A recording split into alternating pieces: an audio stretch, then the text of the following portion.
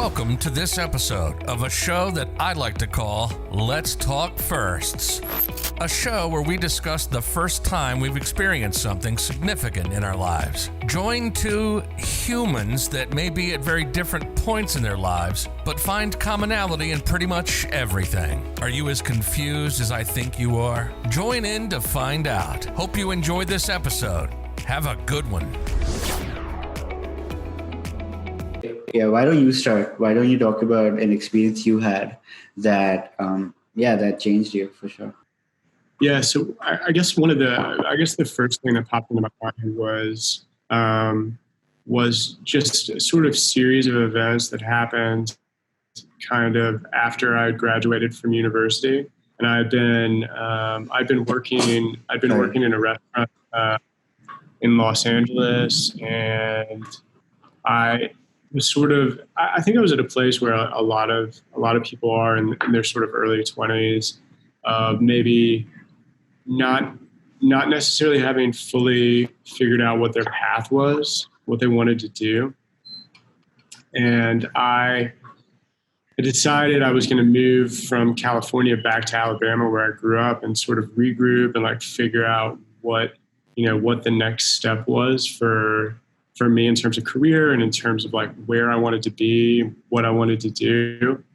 And I remember I'd driven across the country. So I'd moved all my stuff and I packed up the car and I drove across the country, and I arrived back into Alabama, into Birmingham, back at my parents' house on my birthday. I think I was 20, either turning 24 or 25.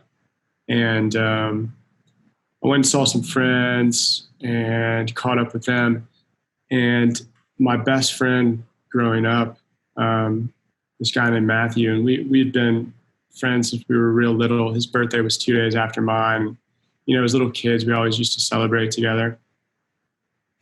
And we had a little birthday party a couple of days after I got back home. And just this weird sort of fluke event, he ended up passing away like 4 days after I got back home. And it was totally unexpected, and it was just remember that being like a big eye opener. You know, it was the first time that I'd sort of had an experience of death with somebody in my peer group who I was really close to. And I remember that was like a big sort of mindset shifting event where, you know, up until that point, I'd worried really about things like, where do I want to live and what kind of career do I want to have, and like trying to, I don't know, figure out what my path was supposed to be, I guess. And I think Matthew's death sort of changed my perspective on like what's important. And that, I mean, ultimately that sort of was the thing that caused me to sort of reevaluate what was important to me and decide that like I needed to make different decisions that were more centered on what I wanted to do and what I thought was important with respect to the world, as opposed to like maybe fully considering what my parents wanted for me or what I thought society wanted for me. So, you know, I guess the sort of short end of the story is that's what ended up causing me to kind of quit my job and leave the U.S. And move abroad. You know, that's sort of cliche, but that idea that like you realize that life is short, and if you have dreams, there are things you want to do. Sometimes you need just something to spur you on to make a tough decision. And for me, that was like a big catalyzing event, and it's what led me to moving away from the U.S. and sort of opened my eyes to different perspectives on the world through meeting different people, and ultimately led me to teaching. and the knock-on effects, are that I'm where I am now, and I don't think I would have been otherwise. What's really interesting is that we didn't discuss what we were going to talk about. And the first thing that I could think of was the fact that my grandfather died in February, and how that was the one thing. Yeah, and everything you said resonated so much with me because that was the first time I thought of mortality and I genuinely thought about it. And it was so insane because, and I don't want to be offensive, but I don't, this is the exact reason why I'm not a fan of religion, because according to religious practices that my family followed, I had to be there for my grandfather who was cremated. So essentially I watch him burn into nothing, right? So, and I saw that, and then it was just, yeah, it was trauma. And then therapy happened, and then a lot of things happened after that. But for me, it was just simply I saw him, and he wasn't there, and I could see him in physical form. And then just the whole picture is something I'm never gonna forget, because right after that it just hit me that 20 days before he passed away, it was my baby brother's first birthday, and we were all celebrating. It was in the middle of mock exams.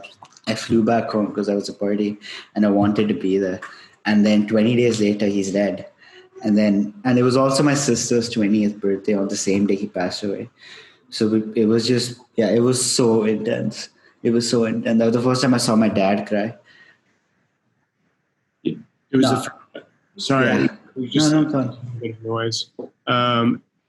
That was the first time you saw your dad cry as well? Yeah, which was a big, I don't know how, yeah, because like dads, at least the dads of like friends of mine as well, dads tend to be quite emotionally unavailable. I'm going to say it because I think it's true, right? So for the first time when you see a dad cry because he lost his dad, it was so scary because I was like, I felt so helpless. And then 2 3 weeks, yeah, and then I had to come back to Singapore, right?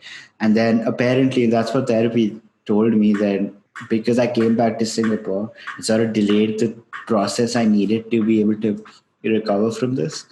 And then it took a while, and then till date it still hits me. And then I still get dreams, and it's still trauma at this point because I still get dreams of him, and then he's there, and then he's not there anymore, and then I can still hear him, but he's it's so, I don't know how to explain it. And then for me, one thing was that he was a professor of mathematics, and he was a baby when partition happened. So he came from a family of farmers, essentially. So he left everything to be able to study and pursue academics. So he worked really hard. Like you hear one of those like really cinematic stories of kids going next to the river because they had a light source to study. My grandfather actually did that. So for me, it was always like he worked so hard. So the minute I came back home after exams got cancelled and then circuit breaker, like when I came back home in May, I was like, I need to find a way to deal with this. So he had 11 degrees or 11 things that I could frame. So I essentially framed 11 of his things and then put them on the wall of his room. And then I set up my work stuff in his room. So I work in his room every day. And then for me, it's like, it's so scary, but it's so insane because if I don't go to that room, I fall asleep. But the minute I go to that room, I work so much.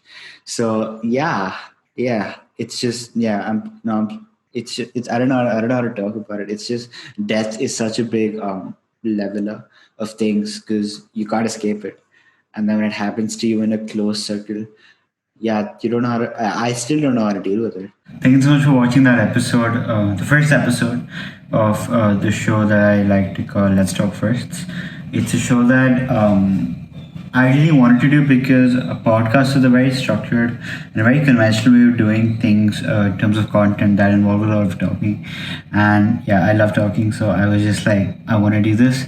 But then with this show, it's a lot more like exploring certain ideas in a way that resonate with hopefully you.